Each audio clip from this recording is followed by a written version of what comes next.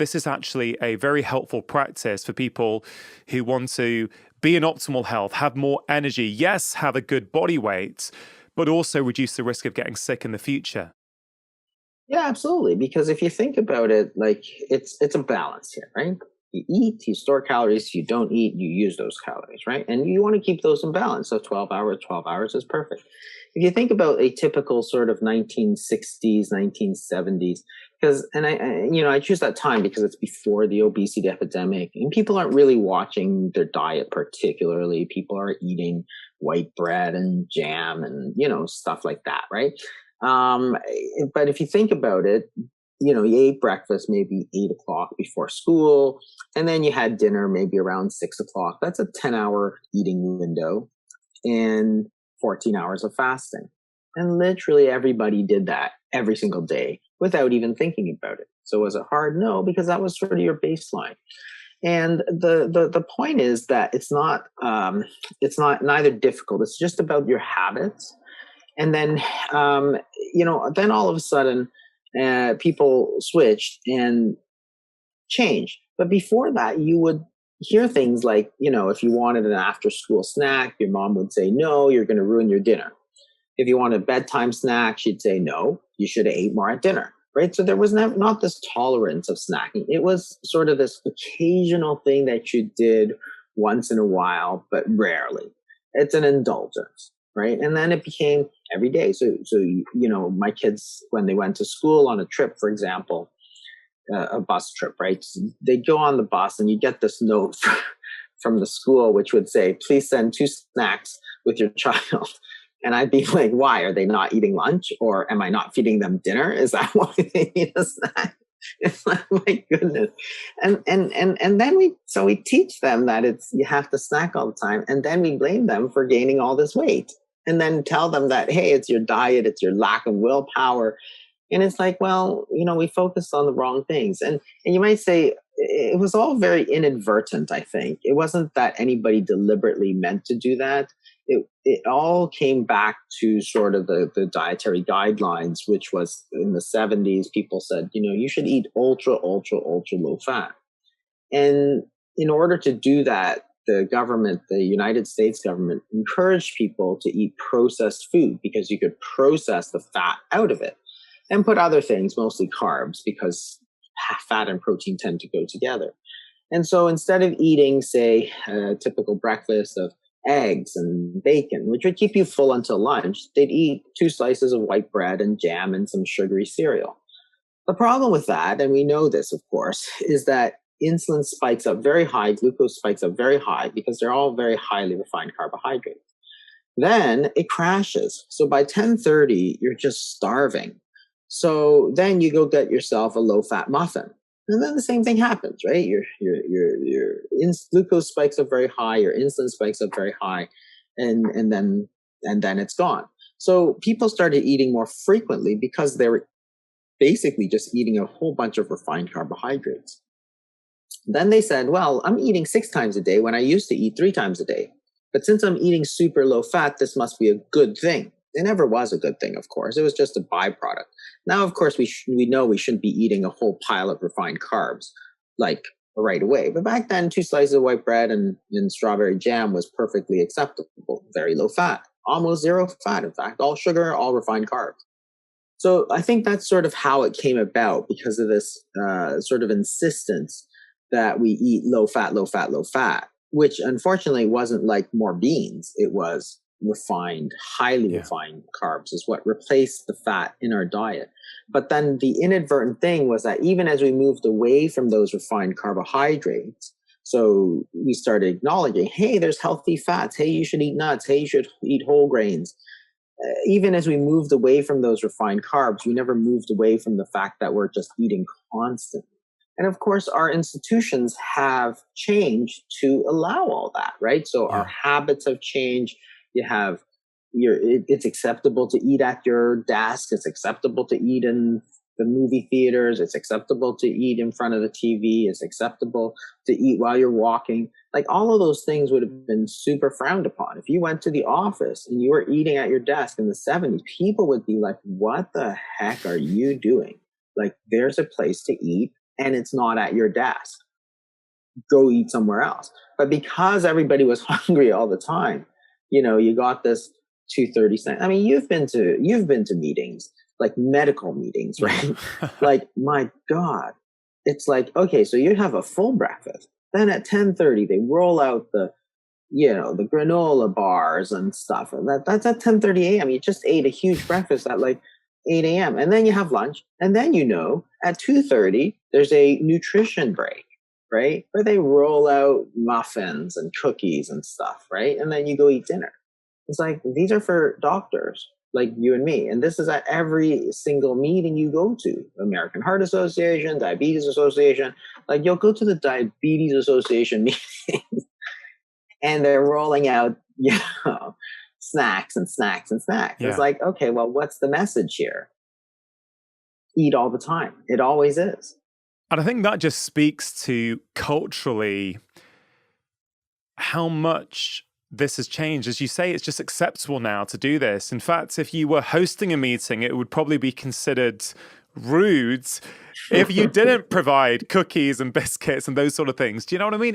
Very few of us are able to resist societal environmental pressures, which is why what happens at school saddens me so much, because it literally is conditioning kids from a young age to think, oh, I need to snack. I'm not eating for 2 hours. I need to eat something. Whereas, the truth is, we know we don't need to do that. And culturally, there's countries, so I think France, it's still there in France, where, snacking is just not that common, acceptable type thing to do. You eat when it's meal times and you don't sort of eat in between. And when I spoke to Professor Tim Spector on the podcast, he was saying, very similar to you, the impacts of constant snacking, what it does for the gut microbiome, all kinds of things that we just don't need to be eating all the time.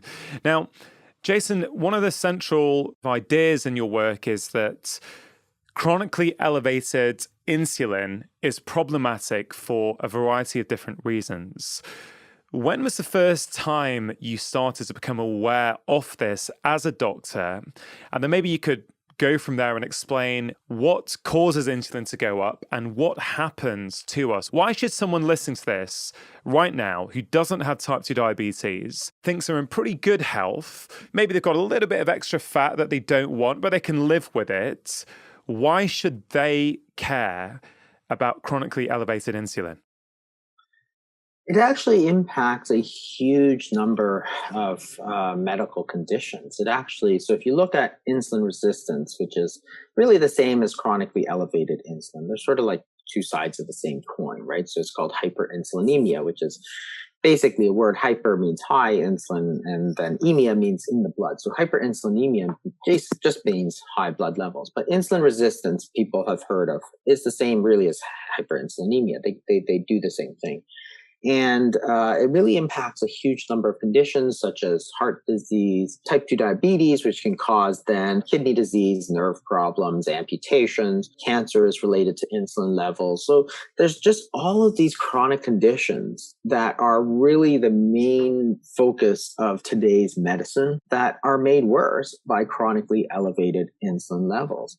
And the point is that you're really not supposed to be in that state. So when you look at hormones, and this applies to almost all hormones, you're really supposed to have a spike of hormone and then go to low levels. So whether it's thyroid hormone or growth hormone or cortisol or parathyroid hormone, all of these hormones, they spike and then they go down. So growth hormone, for example, will spike in the morning and then it'll go down to very low levels. And that's why you have to measure these hormones at certain times of the day and not other times. So you do an AM cortisol in the blood work, for example.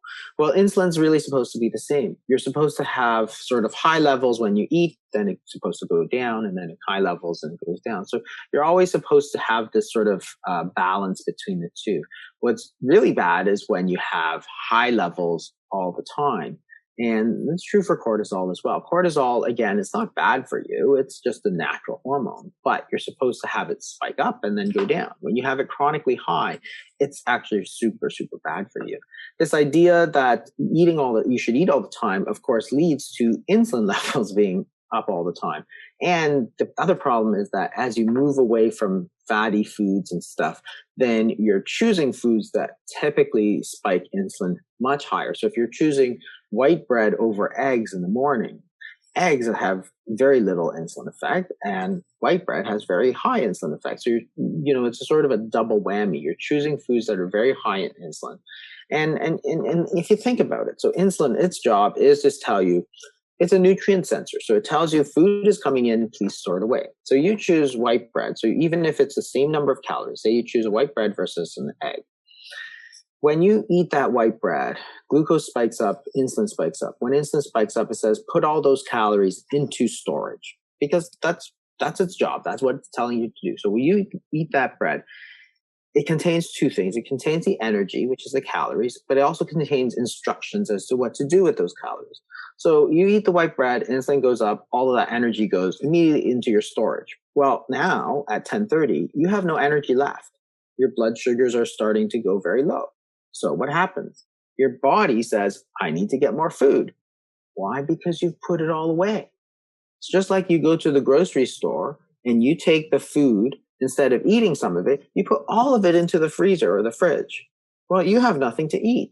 So then you go out and buy more food, right? It makes no sense. Whereas the egg, the insulin's not going to go up as high. The energy is now available for you to use all day, and you're not hungry at 10:30 because you still have energy to do your activities of daily living, right? But it was the hormones really that made the difference. And this is the thing that I think is really important. When you have two foods, white bread and eggs, which are the same number of calories, the body's response to those calories are completely and utterly different. Okay. So one of them spikes insulin, one of them doesn't. So in order to say that they are equal, and you hear this all the time, a calorie is a calorie, just count your calories, right? That's how you get stupid ideas like, oh, you could eat ice cream for dinner. Just don't eat your broccoli because there's 100 calories of broccoli you didn't eat. So you can eat 100 calories of ice cream. Well, that's stupid. It's really, really bad advice that a lot of experts gave out because they're like, it's the same number of calories. But the hormonal effect is so different. And it's the hormones that tell your body what to do. You take 100 calories in, you can either store it away or you can use it as energy, right? One of them makes you fat and one of them makes you full, gives you energy. Which one do you want to do? Well, you have to choose the 100 calories that don't go straight to fat, which is, the ice cream and the white bread and so on, right? And that's the point that everybody misses when they're so focused on calories. And there's so many people out there that are like, you're saying calories aren't important. Like, I'm saying that there's way more important things than the calories because it's what you do with that energy, not just the total amount of energy. Yeah, there's a couple of things there for me. One of the problems with saying whether you're eating ice cream or eggs or salmon or whatever it might be, it's the same as long as it's the same amount of calories. Problem number one with that for me is that food is so much more than calories. Food is information. Food has an impact on inflammation. It has an impact on genetic expression. It does so much. It signals so many things in the body, which we really undervalue when we just say how many calories is in that, firstly. Secondly, I think this idea of calories is worth just exploring in a little bit more depth because, as you say, a lot of people talk about calories in versus calories out. It's simple. If you want to lose weight or maintain a healthy weight, you just need to get in a deficit with calories. We have to be burning off more than we're taking in, technically, scientifically. Do you have any insight on that? Yeah. So the energy balance equation is basically, they say body fat equals calories in minus calories out. That's sort of what we all think about. So therefore people say, oh, you must be in a caloric deficit. You actually can never be in a caloric deficit because it's a balance equation. There's three variables: body fat, calories in, calories out, and they must balance. So the point is that if you change one of those variables, and everybody I always think there's only two variables, calories in, calories out. No, there's three variables: body fat, calories in, calories out. If you change one of those variables, calories in, it does not mean, there's two other variables. It does not mean that your body fat will decrease because If you decrease calories in, you could also decrease your calories out. That is, your metabolic rate will go down.